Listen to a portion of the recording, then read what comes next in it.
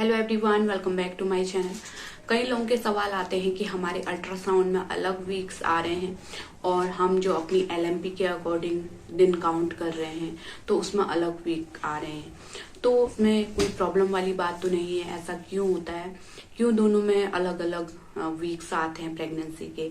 मान के चलते हैं कि अगर आप अल्ट्रासाउंड करवाने गए तो उसमें आपको 7 वीक नजर आ रहे हैं और एक्चुअल में आपको 6 वीक हुए हैं।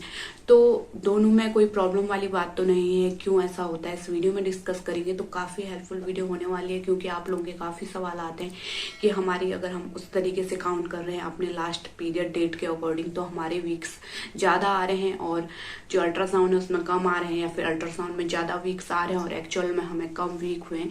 तो ऐसा क्यों हो रहा है। तो आज आपके सारे डाउट्स क्लियर होंगे इस वीडियो में, तो लास्ट तक जरूर जुड़े रहना है इस वीडियो में।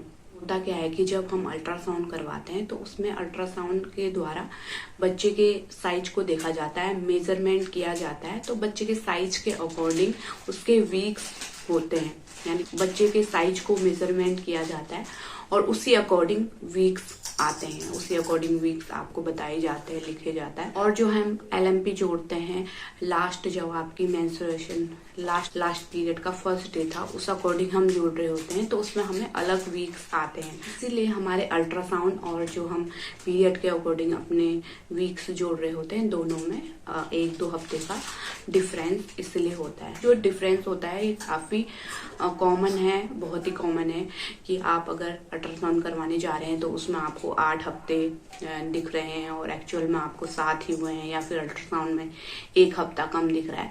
तो इसमें कोई भी परेशानी वाली बात नहीं है, क्योंकि उसमें जो अल्ट्रासाउंड में जो वीक लिखे जाते हैं वो बच्चे के साइज के अकॉर्डिंग, बच्चे की जो भी ग्रोथ होती है उसके मेजरमेंट के अकॉर्डिंग ही डॉक्टर वीक्स लिखते हैं। जो हम अपने अकॉर्डिंग जोड़ रहे होते हैं लास्ट पीरियड के डेट के अकॉर्डिंग, तो उसमें अलग वीक्स आते हैं। तो दोनों में यही डिफरेंस होता है, तो इसलिए दोनों में थोड़ा बहुत चेंजेस हो जाता है, उसमें कम या ज्यादा हो सकता है।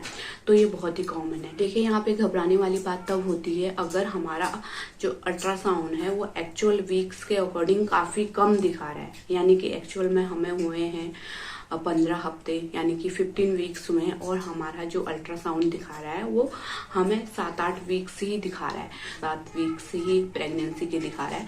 तो तब माना जाता है कि बच्चे की ग्रोथ प्रॉपर नहीं हो रही है, कोई कमी है अंदर। तो इस वजह से जो वीक्स आ रहे हैं मेजरमेंट के अकॉर्डिंग वो काफी कम आ रहे हैं एक्चुअल वीक के कंपैरिजन में।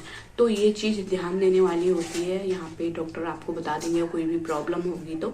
और अगर 1-2 हफ्ते आगे पीछे आ रहे हैं, अल्ट्रासाउंड में ज्यादा आ रहा है 1-2 हफ्ते या फिर कम आ रहा है, तो वो बहुत ही कॉमन है, वो तो होना ही है। तो उम्मीद करती हूँ आप समझ गए होंगे। ऐसे ही हेल्पफुल वीडियो देखने के लिए चैनल को जरूर सब्सक्राइब कीजिए, साथ में नोटिफिकेशन बेल को भी दबाएं, जिससे कि आने वाले वीडियोस के नोटिफिकेशन आपको मिलते रहें। कोई भी सवाल है तो डायरेक्ट हमें फेसबुक पे भी मैसेज कर सकते हैं, वहां पे भी मैं वीडियो अपलोड करती हूँ।